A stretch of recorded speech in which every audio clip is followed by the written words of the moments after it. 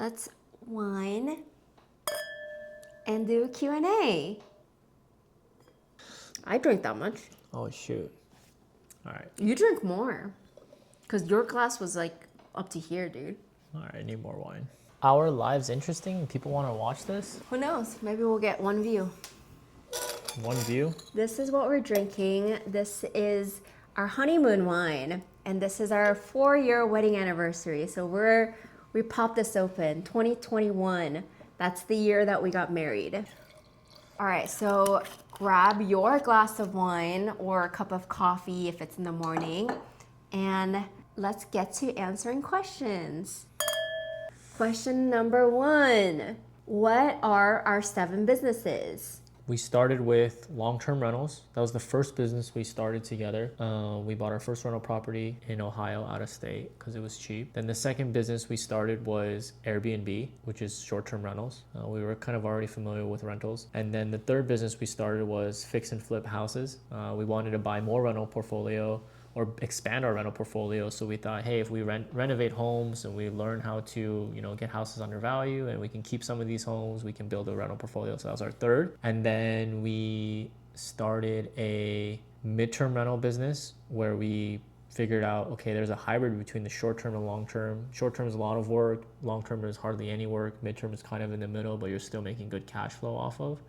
It's a lot easier. It's kind of the sweet spot between rentals. And then while doing the midterm rental, we started a construction business, and we also started a marketing business to help real estate companies because we notice a lot of companies that are vendors want to connect with a lot of investors. And then the most recent one we created finally was coaching. So we also coach students on how to achieve financial freedom and pursue a career in real estate and investing. Yep, those are our 7 businesses that we have so far. Okay, number 2. Which business makes you the most money? It's a hard one. It changes every quarter. That's what's crazy about entrepreneurship when you have multiple businesses. Every quarter it changes. One quarter it's construction, another quarter it's rentals, another quarter it can be flipping, another quarter it can be coaching. It just changes every quarter. That's what's crazy about it. The income is not consistent anymore, like a W-2 where you're getting the same paycheck every 2 weeks. One business will whop you in 10,000 one quarter, and then the next quarter will be 0, and then another business will whop you in 20,000 a month in a quarter, and the next quarter it'll be like 10 or 5. It's just that's just business, because something crazy could happen another month, and then you can get really busy in 1 month. So just depends. There's no business that consistently brings the most, not yet. Yeah, not yet, but I would say right now the couple of businesses that are doing okay/well is the midterm rentals, our pad splits, and then construction and coaching. How much capital is needed to starting which business? Maybe we can talk on a couple of our businesses, how much capital is needed to start.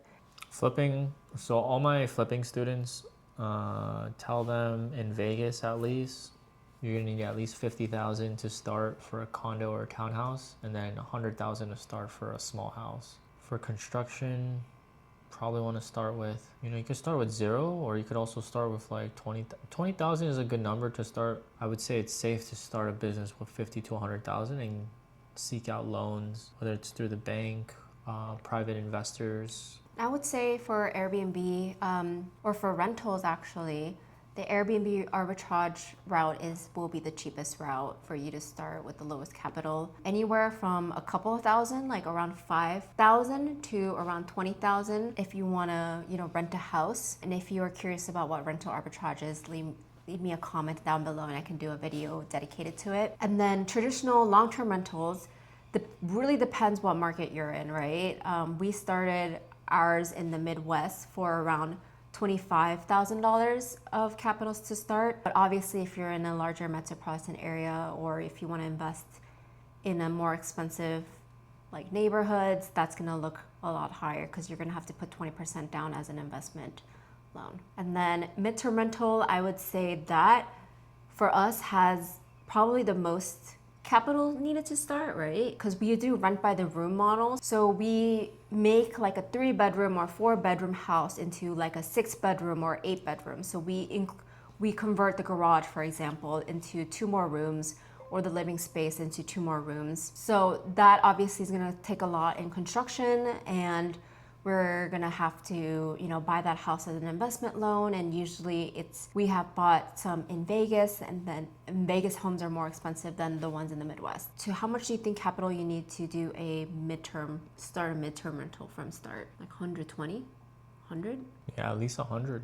Yeah, at least 100 for midterm. Well, it depends. Like if you're renovating a house into a midterm rental, like converting a 3 to a 7 or an 8, then yeah, at least 100. But if you buy a big house that's got at least like 4 or 5 bedrooms, or maybe 6 or 7, and you got something and you don't need to renovate it, I mean, yeah, it in depends what you do. Vegas, those probably start at around like at least high 3s, 400, maybe 500s on average. You're gonna need at least 15 to 20% down, so that's probably like at least like 100,000, yeah, somewhere around there. And then you need to furnish it. Each bedroom on average, we notice, costs around 1,000 to furnish with the kitchen and bathrooms. So if you have an 8-bedroom house, you're probably gonna spend at least 8 to 10,000 to furnish. Yeah, same with the Airbnbs too. You would want to furnish them. And Airbnb arbitrage, that's where I started with 5,000. So if you're renting like a condo, usually if you can find one for rent for around 1,200 or 1,000 or something like that, and then you would need capital, you need money to furnish it as well. And then the security deposit, 1 month usually, and then first month at least to get started. Any last thoughts on how much capital is needed to start? Whatever you expect to spend to start a business, especially if you're just starting, double it. Something that I learned in the beginning. Like, you're always going to underestimate how much you think you need. If you think you need 50, just in your mind, in the back of your mind, know that it could go to 100. Okay, next question. What are the qualities or skill set needed to be successful doing flips and rentals? For flips, there's a lot of skills. I would say you need to understand how to do basic sales and marketing. How do you find a deal? How to convince someone to give you a deal? You also, not just a deal, even raising money. How to find money, how to convince people to invest in you, or even give you money. Maybe it's the bank. Operations, design, project management, people management. The 2 most important skills, in my opinion, are networking and being organized through your operations and project management, because that will make or break you as a flipper. Okay, so qualities or skill set needed to do successful rentals. So I think the rental question is very different from long-term, mid-term, and short-term. For short-term, I think customer service, because short-term is usually a vacation rental. So you're dealing with people who are on their vacation brain. They don't want to do the extra work. They want the customer service. They expect a hotel concierge service. So you do need customer service. It's a hospitality business at the end of the day when you're doing short term. So hospitality and customer service, I would say, is very important for short-term rental. And also design sense. So I have a design background, and that's why it was a little bit easier for me to get started in the beginning. Design matters a lot when you're doing flips and rentals, because when you're furnishing a place, you immediately want it to look good on photos. That's the number 1 goal, because that's kind of the funnel of how you attract or clients in midterm rentals and short-term rentals, through photos, right? So you need good photography, obviously, but you can hire that out, which is what we do. And you need a good design sense. So that's another skill set that was really helpful in rentals. When you're doing long-term rentals, you can really hire a property manager to take care of your long-term rentals. But I would say if you don't have a property manager and you just handle all the tenants and the maintenance and everything like that in regards to your long-term rental yourself, it is similar to the qualities you need in midterm rentals. Midterm rentals, you're acting as the landlord, obviously, you're acting as the property manager. So you're placing tenants, helping tenants out with maintenance issues, dealing with tenants when they're late on their payments or if they want an extension. So there's a lot of tenant management involved, and customer service ties into it. But I would say one skill that you definitely need in midterm is a lot of patience and, can I say this? Some backbone. You need some backbone not to get pushed around because people would take advantage of you if they smell weakness. That's why Sarah deals with it. I hate dealing with psychology with tenants. I think, so I've coached a number of people in the long-term rental space, and some have successfully gotten long-term rentals and some haven't. And what I notice is I think the hardest part is just sticking with it and trying to find a deal.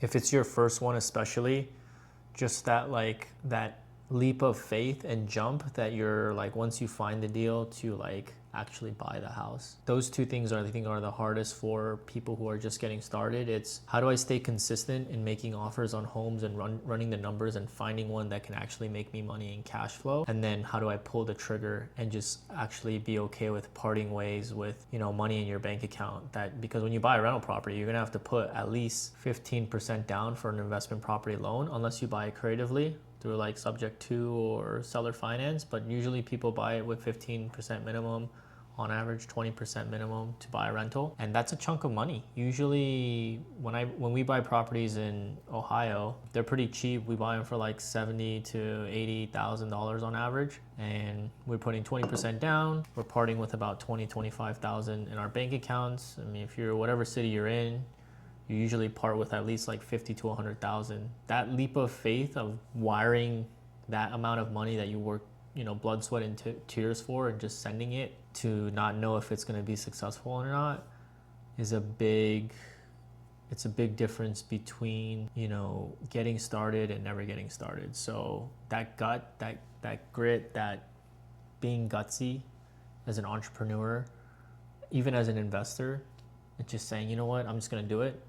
That's kind of a huge, I don't know if it's a skill or a skill set, but it's something that's required to get started in long term. And then even finding the deal, I think that's really hard because you have to just consistently look for the right property or a property that, you know, you're comfortable buying. And sometimes it's like, I say this all the time in my videos, or even to like people I talk to, it's like going to Ross and looking for like, or even TJ Maxx, you know, people who like TJ Maxx better. But it's the same thing. Like you're looking through the racks and you're looking for a really good deal, or even like Nordstrom rack, right? Or some outlet store, and you're just shuffling through hundreds and hundreds of shirts and dresses and clothes, and then you find the one that's like a brand name, that's like really good deal, that's half or 75% off. That's like real estate. You're just going through hundreds of properties, and hundreds of properties pop up on Zillow every day, whatever city typically that you're in, especially if you're in a big city, and you're just going through them consistently, and then you know, running the numbers and putting offers. And that determination, that grit, that never give up attitude, that I'm going to keep doing it until I make it. I think that's the most important skill for long-term rentals, because after you get the property and you send your money out, it's pretty easy. Long-term rentals are not that hard. It's not rocket science. Like, that's why you hire a property manager. They'll find your contractor or handyman to go fix the broken toilet. It's not like you're going to the house and fixing the broken toilet, unless you want to fix the toilet or you want to, you know, you're the contractor, but typically that's not the case. Usually you hire someone, they go do it. So long-term rentals are really not that hard after you buy the property. We probably spend like maybe 2, max 3-4 hours a month on long-term rentals. Sarah is answering an Airbnb message right now. The guests cannot get into the unit with the door code. They don't read.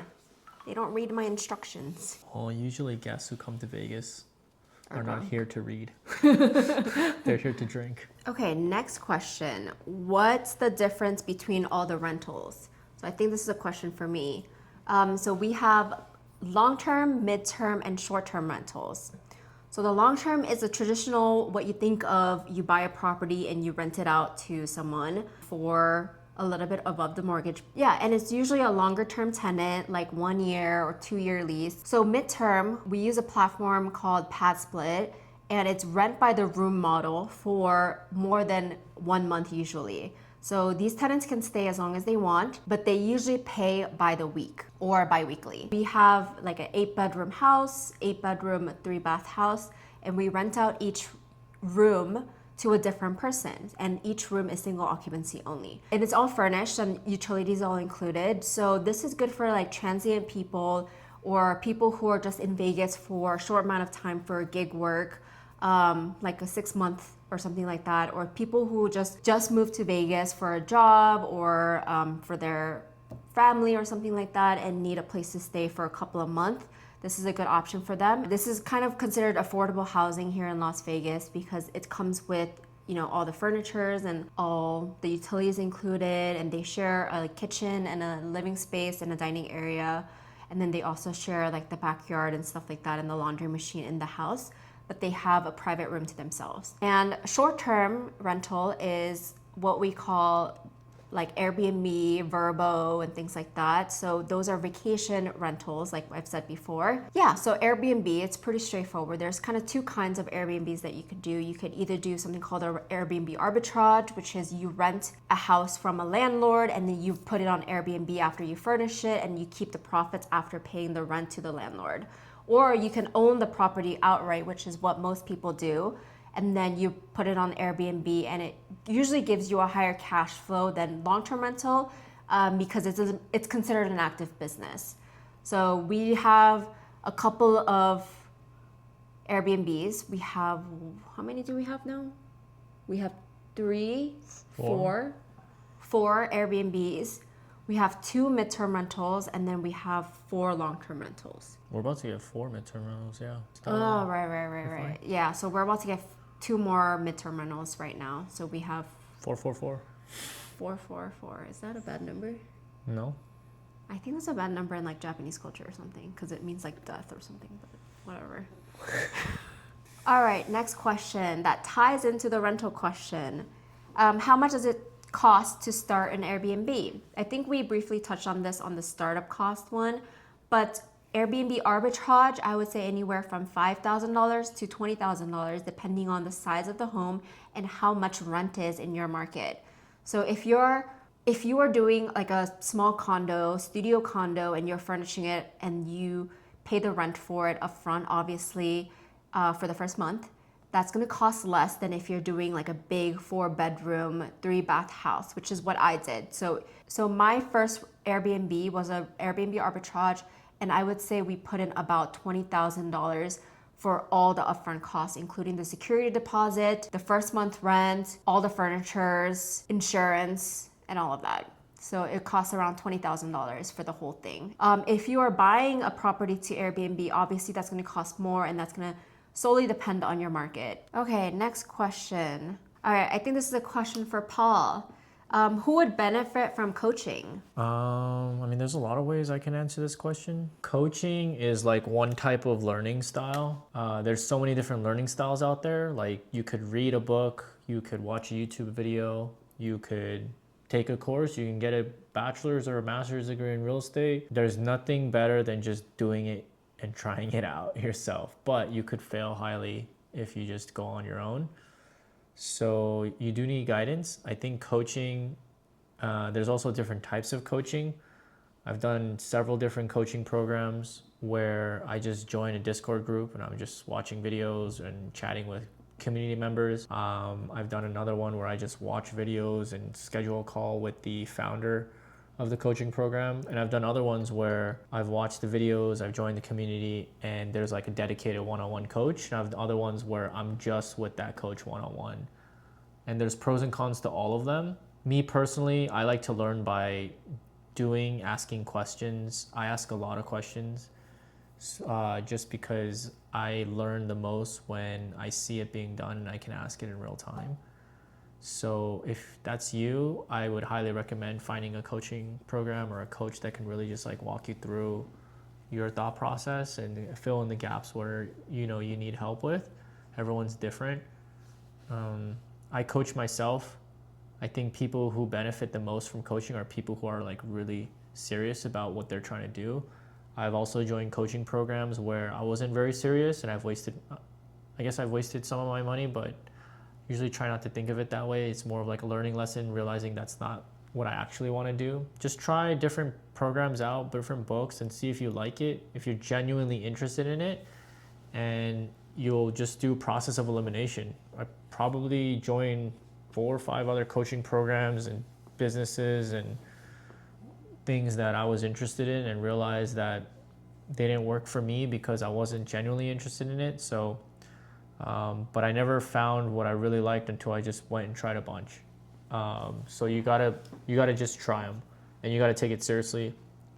And the other thing I noticed was if you're really serious about it, the more you pay for a coaching program, I noticed the more serious you become about it. So if you just buy like a $30 coaching program and you just buy a book and you read it, you won't take it that seriously. If you buy a $10 a month program and doing that program forever, it's going to be really hard to get a lot of value. But if you're paying $5,000 or $10,000 or even $50,000 for some folks who pay for coaching programs, like you start taking it very seriously. It's kind of like a personal trainer, where if you start paying someone a lot of money and you're taking it very seriously, you're going to benefit the most from it because you're going to spend a lot of time in it. Yeah, and Paul personally does one-on-one coaching, so he doesn't do other type of coaching as of yet. So he doesn't have a course or anything like that. He does one-on-one. He takes one-on-one students and coaches them privately every week. So that's the type of coaching that he does personally. How did you guys know when was the right time to quit day job? So I think we both had different experiences we probably have different experiences knowing when was the right time. So I'll let Paul go first and then I'll answer afterwards. So obviously nothing works out as planned. I wanted to quit my day job as soon as I made my salary equivalent so that I can have a whole years of income from my side business. But I was too chicken to quit my day job because I realized I could make my income and my day job at the same time. So I just started working both, and I was burning out, and it was a lot of work because I was working probably 80 hours a week or maybe even 100 sometimes. But my day job started slowing down and I was able to focus more on the real estate. Sometimes, day jobs have downtime, so I didn't want to quit. I was too chicken to quit. And then eventually it just made sense. And I left because at a certain point, burnout is real and you don't want to, it's going to be really hard to work 80 to 100 hours a week forever. Okay, you can go. Okay, so for me, I quit about maybe 2 months after he left his job. So this was definitely unplanned. We were definitely planning on spacing out when we quit our day jobs a little bit more for a little bit, I guess, like extended time for stability reasons, right? Because it will be a very turbulent time if Paul leaves his job and then I leave my job right away after. So there was definitely a decision that I made fairly quickly, but it was a long time coming. So I've been wanting to leave my job for the past 2 years, but I was so comfortable in it. And they call it the golden handcuffs when you have a salary coming in and you have a consistent paycheck every 2 weeks. Your bank account just gets, filled up. Yeah, so it was just so easy for me to stay in my day job because work has gotten easy. I was in my line of work for 5 years and I've gotten really good at my job and it was so comfortable. But at a certain point, I guess I realized, is this holding me back from scaling our businesses even more? And I realized that it was. And that's when I realized, and that's when Paul talked to me and was like, hey, I think it's the time to quit your job as well. I actually prayed to God over it overnight to talk to me and speak to me to see if it was the right time for me to quit my job. And I talked to, other people in faith who were a little bit more, I guess, like who might have more different advice from me. And they said that the fact that Paul, as the head of your household, is telling you that this is the right time to quit your job means that it is the right time to quit your job. So that was kind of an eye-opening for me because I was like, Paul, hold on, I gotta ask God if it's the right time. But I never considered that it'd be God, talking through Paul to tell me that it was the right time. So that's when I kind of made up my mind within like 24 hours to actually submit my 2 weeks notice. So that happened rather fast. It's kind of crazy because after we quit our job is when we got 3 of those businesses, right? The midterm coaching and construction. That's when we started our businesses. It happened very recently, like right after we quit our job, the coaching kind of fell into our lap and then the midterm happened and then the construction kind of took off. So it really allowed us to see the next stage of our lives right after we quit our day job. We were always kind of doing construction and coaching before, but we couldn't actually turn it into a real business until we quit our day job. So I noticed once we freed up our time, like we were always looking at like what was holding us back.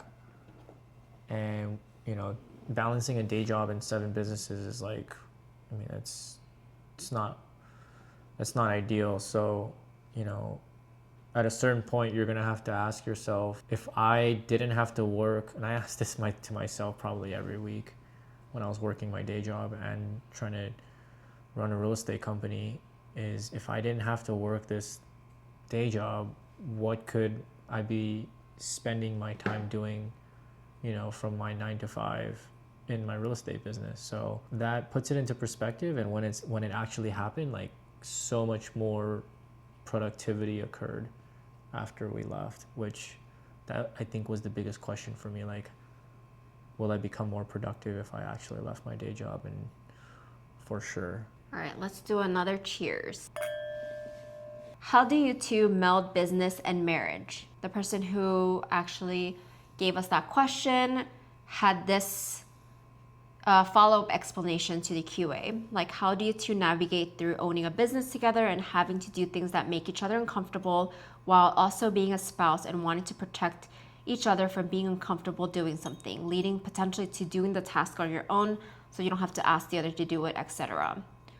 Obviously, we might not have experienced this like exact situation, but it is one of the challenges of navigating businesses, owning those businesses together, operating them and working together as co-workers, as partners, while also being married to each other.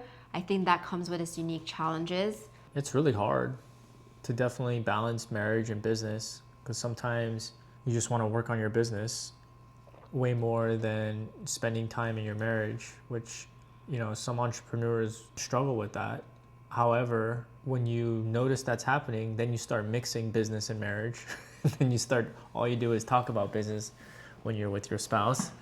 And so that's really hard. And then when you recognize that's a problem, then you start figuring out systems or things that you should put in place in your marriage where, you know, there's boundaries of like when you should do business and when you should spend quality time with your spouse, and how you should not talk about business or not make business decisions and things like that. And it's just an evolution. There's different phases of it. In the beginning, you don't know how to balance it. You recognize that it's not a good balance, and you try to balance it and you still fail. And then you try to figure out systems in place so that you actually, you know, could balance it. And then once you do that, you start just tweaking it from there, those systems that you've created. And it's really all about communication and recognizing what's really going on, and the fact that, you know, asking that question to yourself, like, how do I balance this, is really the first step. Noticing that it is a problem if you're not balancing it properly, and trying to figure out how to fix it together. But as a couple, because every couple is different, and the way they create their own system between their spouse is not going to work for everyone. So everyone's going to have to communicate with their spouse and figure out, because everyone has a different work schedule from their spouse. And every marriage couples have a different work system of like, maybe one spouse is working a 9 to 5 W-2 while the other spouse is an entrepreneur, or both spouses are entrepreneurs, or one spouse is, you know, stay at home, you know, wife or husband or whatever it is. It's really just discussing with that spouse and figuring out what works for you guys. One interesting thing that I heard from another entrepreneur couple recently was that they really separate out business and personal. And this is something that I don't know if we might try, or it might be helpful to any of you guys, is having a place of business. Like, even if you work from home like we do, like, understanding that area is business talk only. So like, if we want to have a personal talk, we got to be like, hey, like, let's go upstairs, let's go to the other room, and then or the kitchen or whatever, and then let's talk about the personal thing there. And then, but while we're in this space, our office space, right, whether that be an actual office or a home office, we talk business, and we talk to each other like we're actual business partners, because we are, right? So we should carry that same respect. Like, work mode that you're in, So in this case, you know, not wanting to protect them as a spouse, but wanting them to get that experience as a business partner, potential business partner, or a business partner that you have and in each other. So kind of respecting each other that way as well, like giving that responsibility to that person. Whereas if you just saw them as a spouse, you might not necessarily give them that experience or that responsibility. So you gotta really be like, what is that word, like 냉정해 in English? Do you know what that means in Korean? 냉정해? Like you gotta be very, like not cold-hearted, but almost like very straight-minded. Like that's what it's kind of translated to, 냉정해. Like it means kind of cold, but have a certain like distance, not to each other, but to the fact that like we're like more clear-headed when you go into a business setting rather than in a personal setting. But that also goes the opposite way, right? When you're in your bedroom or in your kitchen or in a personal space, you should try not to talk business, right? You should talk to each other about their day, or you know, our future plans, our dinner plans, or something that goes about talk about our friends, our family, something more personal rather than just like, okay, what is next on our to-do list, right? So that's something that another couple entrepreneurs friend have told us and sound interesting. So that's might be a strategy for any entrepreneur couples out there who might be interested. Last question. What is your most expensive bag? My expensive bag is probably my Hermes Kelly that I just got recently, because my Birkin was last year's pricing, so it went up a little bit since getting my Birkin. So the Kelly was a little bit more expensive than the Birkin, even though they're the same size. So I both have as a 25 size in both, but I think the Kelly was a little bit more expensive at like around 13,000 something, perhaps around there. So that's my most expensive bag. Yay! All right, we are done with the questions. If you have more questions for us, leave them down below and maybe we'll do another Q&A session. But this was our first Q&A. Well. You're looking a little red. I think we had like half a glass. Not even. I mean, yeah, half. A little more than half. And then we're both, you know, red. Subscribe if you like this and you want to hear more, if there's any other questions you're interested in, and we'd be happy to go through them again.